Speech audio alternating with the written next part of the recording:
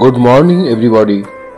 এখন ঘড়ির কাঁটায় ঠিক সকাল 6:20 আর আমরা রয়েছি দীক্ষিতের হোটেল ক্যারাভানে। সেই হোটেলের ব্যালকনি থেকে সামনের এই মুহূর্তের দৃশ্যটা আপনাদের সামনে তুলে ধরছি।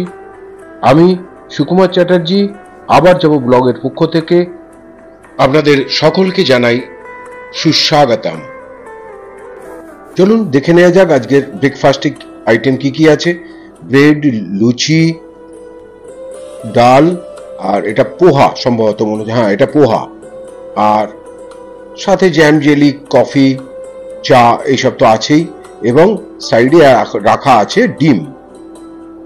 এখানকার ডাইনিং হলটা বেশ সুন্দর করে সাজানো এবং বিরাট বড় একটা জায়গা, যেখানে অনেক মানুষ একসাথে বসে খেতে পারবেন। এই যে কাঞ্জরাপাড়ার দাদা আমাদের লেতে আলাপ হয়েছিল, তারপর লে থেকে আসার পর এখানে আমরা নুব্রাতে যখন এসেছি দীক্ষিতেও কালকে রাত্রিবেলা আলাপ হলো, এবং পরে একসঙ্গে কথা প্রসঙ্গে জানতে পারলাম যে সেটা হলো যে আমরা যে সানশাইন থেকে বুকিং করেছি ওনারাও সেখানে, যার জন্য আমাদের হোটেলটা একই হয়ে যাচ্ছে। আজকে ওনারা যাচ্ছেন প্যাংগং, ব্যাক করছেন এলজি হোটেল এলজি, তা এবং আমরা আজকে যাচ্ছি তুরতুক এবং থাং। ওনাদের গতকাল হয়ে গেছে, তা আমরা আর বেশি দেরি করবো না। আর হয়তো ওনাদের সঙ্গে এই মুহূর্তে এই ট্রিপে হয়তো আর দেখা হবে না, পরে ওনারা কাঁচরাপাড়া থাকেন, আবার দেখা হবে। যাকে ওকে, টাটা টাটা। আজ 27 এপ্রিল 2025, লাদাখ ট্রিপের আজকে আমাদের 7ম দিন। আর এই 7ম দিনে আমরা বেরিয়ে পড়েছি তুরতুক এবং থাং দেখার উদ্দেশ্যে। এখন ঠিক ঘড়ির কাঁটায় 9:13। দূরে পাহাড়ের মাথায় সাদা বরফ, দুধারে বাদামি রঙের পাহাড়, আর তার মাঝখান দিয়ে কালো পিচের রাস্তা এঁকে বেঁকে সামনের দিকে এগিয়ে চলেছে। কি অসাধারণ এই প্রাকৃতিক দৃশ্য, আপনাদের ভাষায় সত্যি আমি বোঝাতে পারবো না, আর ক্যামেরাতেও তা ফুটিয়ে তুলতে পারবো না। চোখে যেটা দেখছি, এই মুহূর্তে কিছু বাইক রাইডারদের দেখছি যারা তুরতুকের দিকে যাচ্ছেন। দীক্ষিত থেকে তুরতুকের ডিস্টেন্স হলো 85, আর তুরতুক থেকে থাংয়ের ডিস্টেন্স আরো 10 কিলোমিটার মতো। এই মুহূর্তে আমরা প্রায় 60 কিলোমিটার পথ পেরিয়ে এসেছি। অলরেডি আমাদের ডান পাশ দিয়ে শায়ক রিভার বয়ে চলেছে, তবে এখানকার লোকেরা কিন্তু এটাকে শায়ক বলে ডাকে না, এদের একটা অদ্ভুত উচ্চারণ সক, অর্থাৎ এখানে বহু জায়গায় দেখলাম SHYOK এই বানানটা লেখা আছে, অর্থাৎ সক।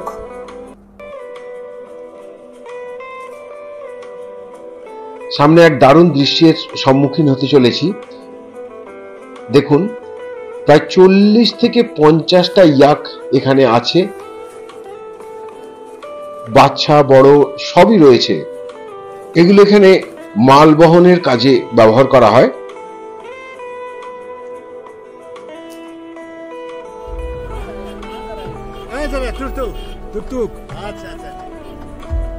আমরা প্রথমে থাং যাব, ব্যাক করার সময় আমরা তুরতুকে ঢুকবো। এই মুহূর্তে আমরা একটা ব্রিজ পেরোচ্ছি, পাশেই নতুন একটি ব্রিজ তৈরি হচ্ছে, এবং এই মুখটাতে দেখুন বাঁদিকে আর্মি পোস্টিং রয়েছে।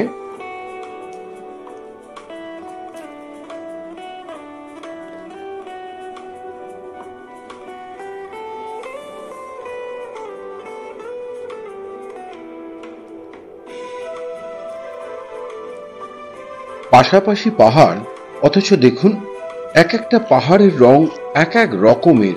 কি অসাধারণ, তাই না?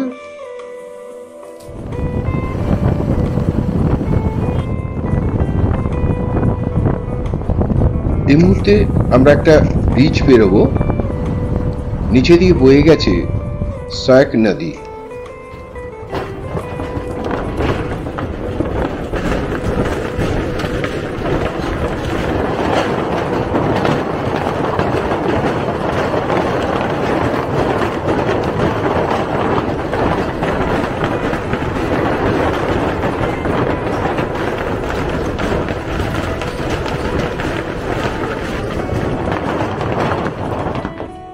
এটা শায়ক ওয়ার মেমোরিয়াল।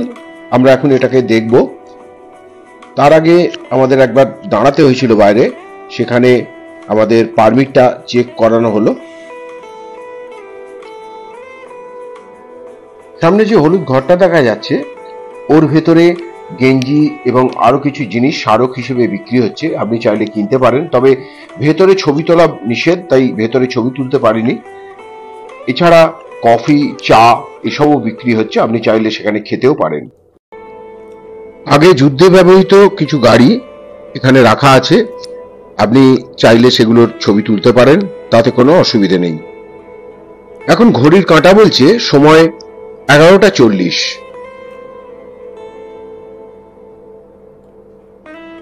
শায়ক নদীকে বাঁদিকে রেখে আমরা এখন এগিয়ে চলেছি থাংয়ের উদ্দেশ্যে। শায়ক নদীকে বাঁদিকে রেখে আমরা এখন পাহাড়ি পথে এগিয়ে চলেছি থাংয়ের উদ্দেশ্যে।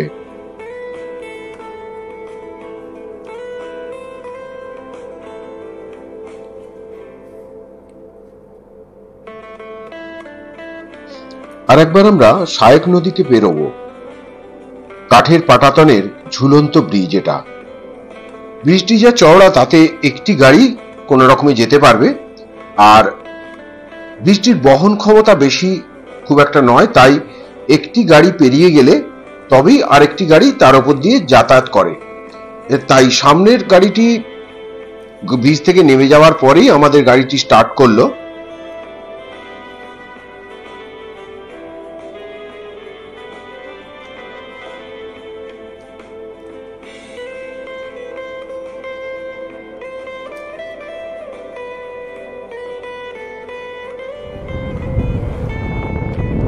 সামনে সোজা লম্বা হয়ে উঠে যাওয়া যে গাছগুলো দেখছেন, ওগুলো আসলে উইলো গাছ, যা দিয়ে ক্রিকেট ব্যাট তৈরি হয়। এতক্ষণ আমরা রুক্ষ পাহাড়ের মধ্যে দিয়ে চলছিলাম, এবারে তার সাথে যুক্ত হলো সবুজ গাছ দুধারে। কি অসাধারণ লাগছে বলুন তো জায়গাটা। সামনেই চেকপোস্ট। আর একবার আমাদের পারমিটটা চেক করানোর জন্য এখানে দাঁড়াতে হলো। ড্রাইভার সাহেব যাচ্ছেন কাগজপত্র সব নিয়ে। এটি লাস্ট ব্রিজ থাংয়ের আগে। আমরা থাংয়ের খুব কাছেই এসে গেছি। শুধু তাই নয়, বর্তমানে কিন্তু আমরা ভারতীয় এবং পাকিস্তানের আর্মির নজরদারির মধ্যে। দু তরফ থেকে কিন্তু আমাদের এই গতিবিধি নজরের মধ্যে রয়েছে তাদের। এখানে প্রতিটা পাহাড়ের মাথাতেই বাংকার রয়েছে, যেটা আমাদের ড্রাইভার সাহেব অনেকক্ষণ আগেই দেখিয়েছেন। আমরা খালি চোখে সেটা দেখতে পাচ্ছি ঠিক কথা, কিন্তু সেগুলো ছবি তোলা ঠিক হবে না, তাই আমরা তার ছবি তুললাম না।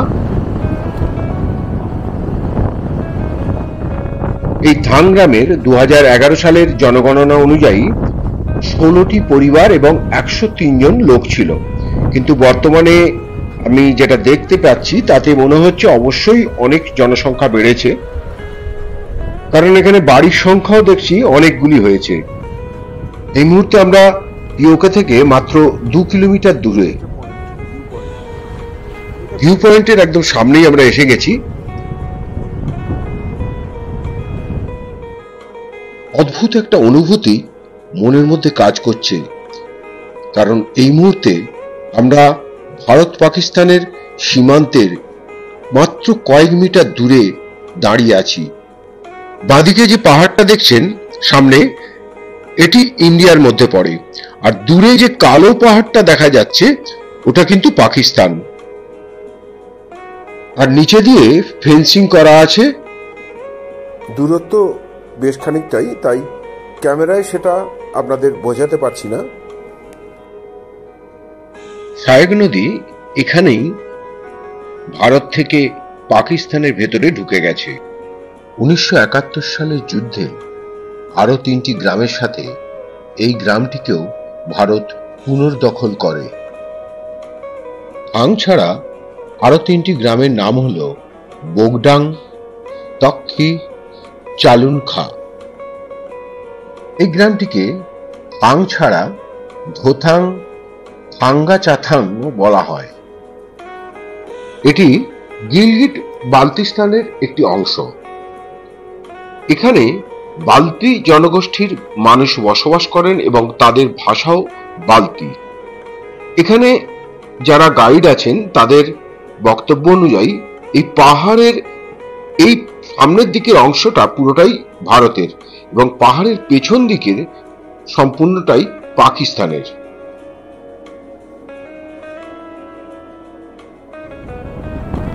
ঘড়ির কাঁটায় অলরেডি 1টা বেজে গেছে। আমরা ভাঙেতেই কিছু অল্প খেয়ে নিয়ে এগিয়ে চলেছি তুরতুকের উদ্দেশ্যে।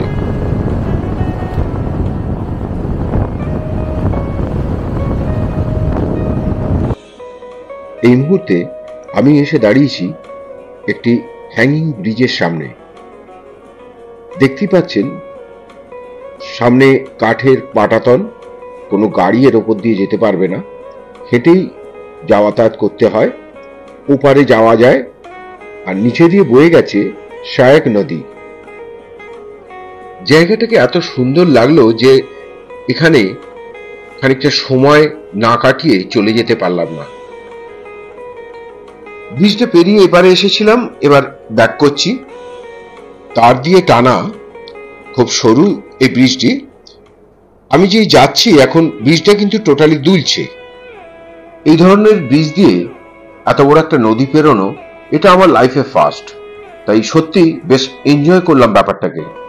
সাথে অবশ্য একটু ভয়ও কাজ করছিল। ভাং থেকে জাস্ট এখন আমরা তুরতুকে এসে পৌঁছেছি আর এই মুহূর্তে আমরা একটা রেস্তোরাঁতে বসে আছি। 2টো বেজে গেছে, খিদেও বেশ পেয়েছে, তাই আমরা এখানে একটু অর্ডার করেছি, একটু ম্যাগি আর মোমো একটু খেয়ে নিয়ে তারপরে আবার ঘোরা স্টার্ট করব। এবার আমরা তুরতুক গ্রামটা একটু ঘুরে দেখব। সোজা বিল্ডিংটা হলো তুরতুক গভর্নমেন্ট প্রাইমারি স্কুল। গ্রামটি অ্যাপ্রিকট গাছের জন্য বিশেষভাবে বিখ্যাত। 1971-এর যুদ্ধে ব্রিগেডিয়ার উদয় সিং ও মেজর চেওয়ান রিঞ্চেনের নেতৃত্বে ভারত এই তুরতুক সহ আরো 3টি গ্রামকে পুনর্দখল করে। 2011 সালের জনসংখ্যার হিসেবের ভিত্তিতে এখানে মোট 384টি পরিবার ও 3371 জন মানুষ বসবাস করেন, কিন্তু বর্তমান এখানে প্রচুর সময় বলছে এখানে জনসংখ্যা যথেষ্টই বৃদ্ধি পেয়েছে। এখানকার মানুষের মূল জীবিকা হলো চাষবাস, আর বাড়িঘর থেকে বোঝাই যাচ্ছে এখানকার মানুষের আর্থিক অবস্থা যথেষ্ট ভালো।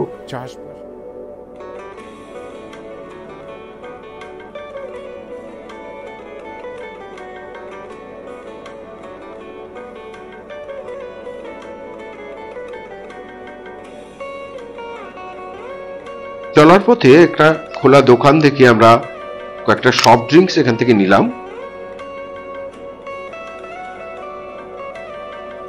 জাস্ট যে গাছটা আপনারা দেখছেন, এই গাছটি হলো আখরোট গাছ। এখনো আখরোট ধরেনি। 1947 সালের আগে কিন্তু এই গ্রামটি ডোগরা শাসিত জম্মু ও কাশ্মীর রাজ্যের একটা অংশ ছিল। এখানে মূলত বালতি জনগোষ্ঠীর মানুষেরই বসবাস। এই মুহূর্তে আমরা মিউজিয়াম তুরতুকে এসেছি। দরজার হাইট খুব শর্ট, তাই খুব সাবধানে ঢুকতে হলো। এবার ওঠার সময়টাও খুব সাবধানে উপরে উঠতে হচ্ছে। এই গাছটা হলো অ্যাপ্রিকট গাছ। এই জাস্ট ফল আসতে শুরু করেছে। এই যে দেখুন, দেখতে পাচ্ছেন ছোট্ট ছোট্ট, মাস 2 আরো লাগবে পাকাপাকি ভাবে ফলটা তৈরি হতে। अच्छा, इसमें सोते थे। ये मकान जो है 300 साल पुराना है। इस गांव में इस मकान से ज़्यादा पुराना और कोई घर नहीं है। आपको मतलब पता होगा, ये इसका छत नीचे बनाया हुआ है पुराने ज़माने के लोग, क्योंकि छत नीचे बनाने से गर्मी रहते थे सर्दियों में। हाँ, ज़्यादा हाइट पर लगाने से ज़्यादा सर्दी होते थे। मतलब ये शूज जो औरतें पहनते थे, ये लेदर का बनाया हुआ है। ये लकड़ी का बनाया हुआ है। इसमें दही और पानी डालकर इससे मक्खन निकालते थे पुराने ज़माने के लोग। ये दरवाजे का वो है, लाख है, मतलब हैंडल है। मतलब ये है इसके जरिए खोलते हैं और इसके जरिए बंद करते हैं। तो लॉक करके हाँ, यस हाँ जी, हाँ। প্রায় 300 বছর পুরনো বাড়ির সাথে আমরা এই মিউজিয়ামে দেখতে পেলাম সেই সময় ব্যবহৃত মানুষের নানান ধরনের জিনিস, পিতল, তামা, কাঁসার, পাথর, কাঠের নানান ধরনের আসবাবপত্র। এটির প্রবেশ মূল্য মাথাপিছু 50 টাকা। এটি পরিচালনা করেন heritage house and museum Turtuk women welfare society. এই মুহূর্তে আমরা এসে দাঁড়িয়েছি ইয়োগ্যো প্যালেস তুর্তুক বা রয়্যাল প্যালেসের সামনে। ঢুকছি ভেতরে।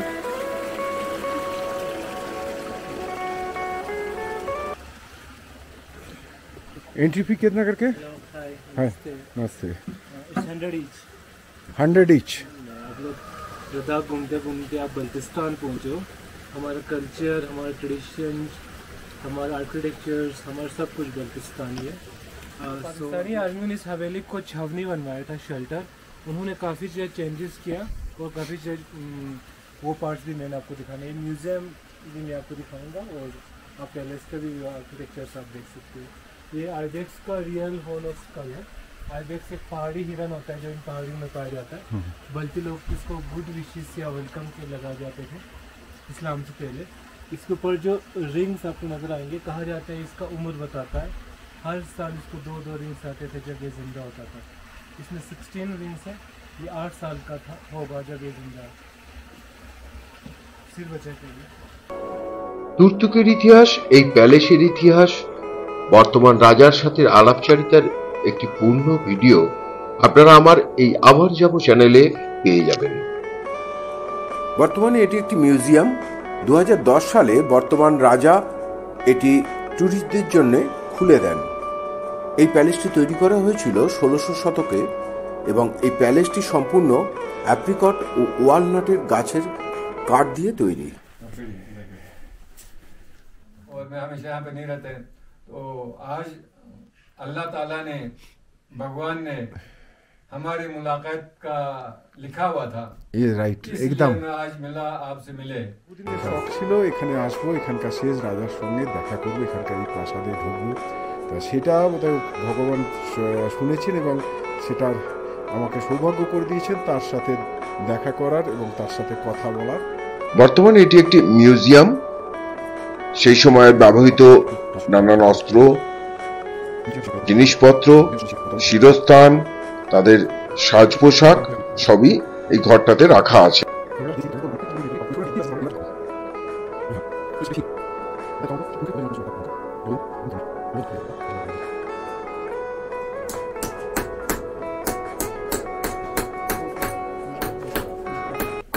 क्या प्राइस बताया इसका? क्या তুর্তুকের এই ব্রিজটার নিচে দিয়ে বয়ে গেছে স্যাক নদী, আর উপারেও অনেক মানুষ বসবাস করেন। আমরা এখন হোটেলের উদ্দেশ্যে রওনা দিয়ে এই মুহূর্তে এখানে এসে একটু দাঁড়িয়েছি। গাড়িটার টায়ারেতে একটু প্রবলেম হয়েছে, সেটাকে পাল্টে নিতে হবে। জাস্ট সেইটুকু সময় আমরা এখানে দাঁড়াবো।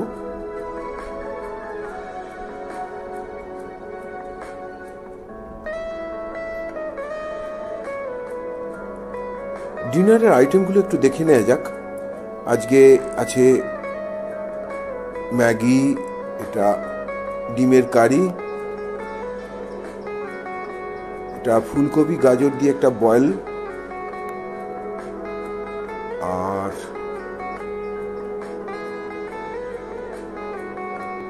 এটাতে ডাল, ভাত, আর এটারই একটা স্যুপ, ফুলকপি গাজর এসব দিয়ে একটা স্যুপ, আর সাথে রুটি তো আছেই। চলুন তাহলে দেরি না করে এবার খেয়ে নেওয়া যাক।